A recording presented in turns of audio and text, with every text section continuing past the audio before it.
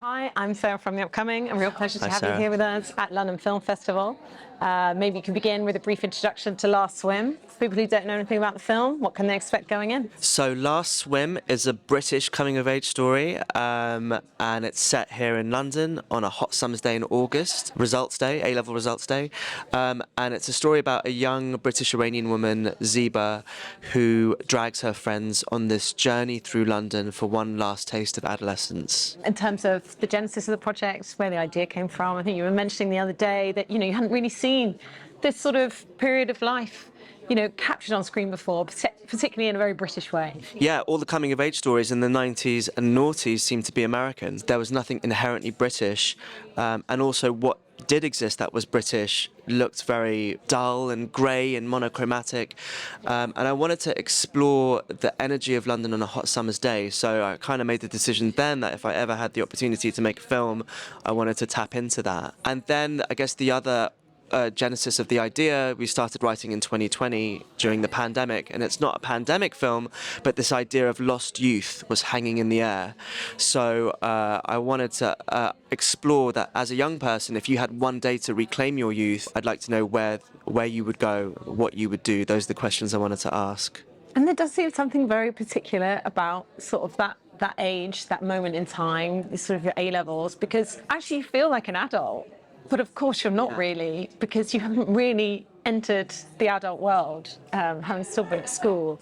So what do you think is so particular about that moment and that makes it so fascinating to explore on screen? It's nostalgic, and I think it's fear of the unknown. Most people at that age, you've just turned 18. Yeah, as you said, you've kind of entered adulthood legally. Your friends are starting to drive or get access to cars. You've got to gain in responsibility. And a lot of people are about to leave home and leave their friendship circles that they've relied on that whole time through school. Things will never be the same again, So it's tapping into that feeling of impending change, but also enjoying the time that you do have. And you assembled such a wonderful cast who we met the other day.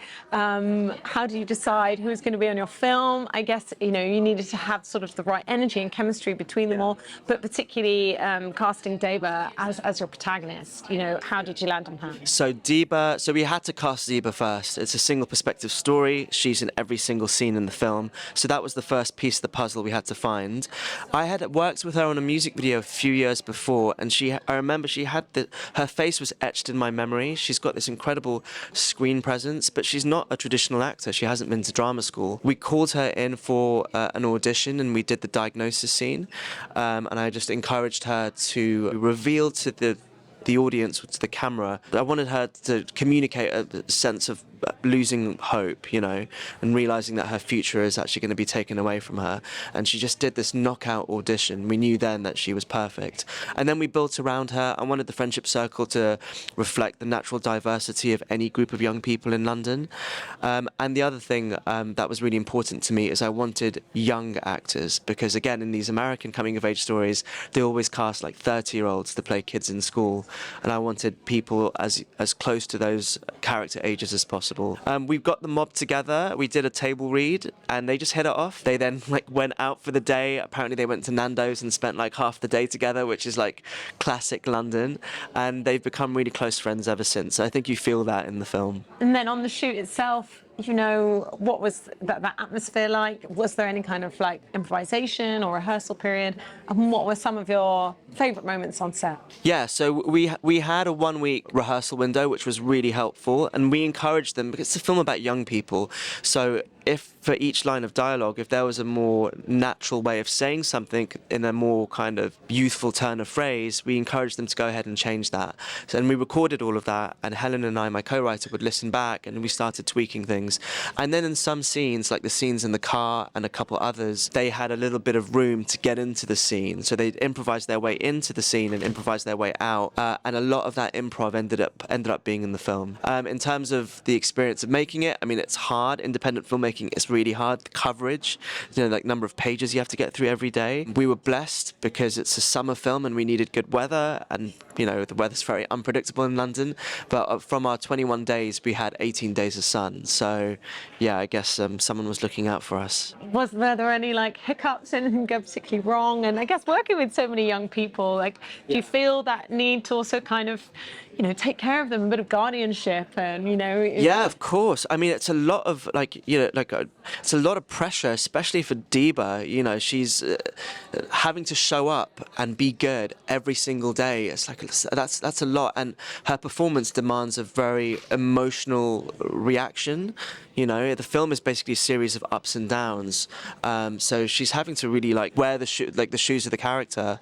The challenges of making it was we had to film in some really high-profile London locations that we couldn't own. So we were shooting on Haymarket, and tourists coming up to us in the middle of the take asking for directions, stuff like that. A lot of noise. You just kind of have to lean into that chaos though, because but that's London. It feels busy and chaotic.